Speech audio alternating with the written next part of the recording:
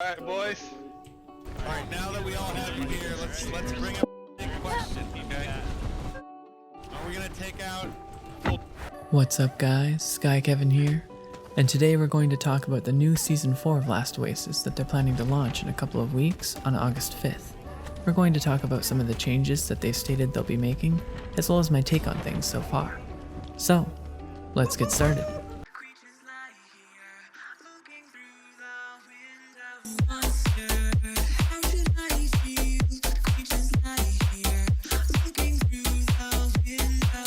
To begin, let's talk about the most important thing on everyone's mind, the realm system. By now I think we can all agree that the realm system basically killed the game for this season.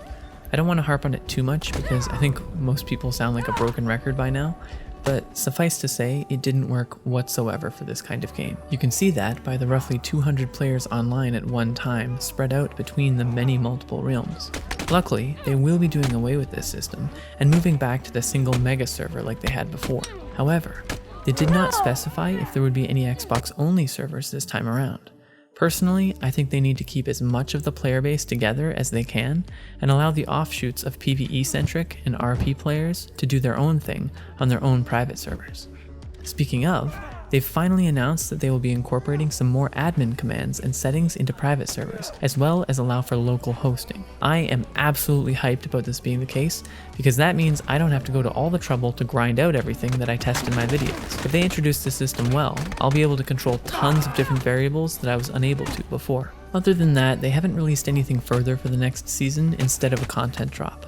Although the previous post, they did say that they had a lot in the works. Honestly, at this point, I'm just hoping they come up with some kind of system to allow players to develop some of the content for them in terms of new creatures or in-game items and mechanics. I think the devs have really focused too much on the new mechanical aspects of the game, like adding the Raptor Walker, when they should be increasing the diversity of items, creatures, and experiences. Little things like maybe a tripwire trap that you can place on the ground, or new rare creatures that have very rare and valuable item drops. I said this in my last video, but they need to stop messing around with the meta like what they did with the Raptor Walker. Yes, it was fun, but it definitely helped to kill any other walker being useful in the game when you could have just a bunch of guys load onto it and fly around the map, eliminating a huge part of the original game design, which was traveling through an oasis. Nevertheless, we'll have to see what they add, since as of making this video, they still haven't announced any of the development changes. My guess would be that they'll let us know sometime this week, and I'll make an update video on that if there are any substantial changes.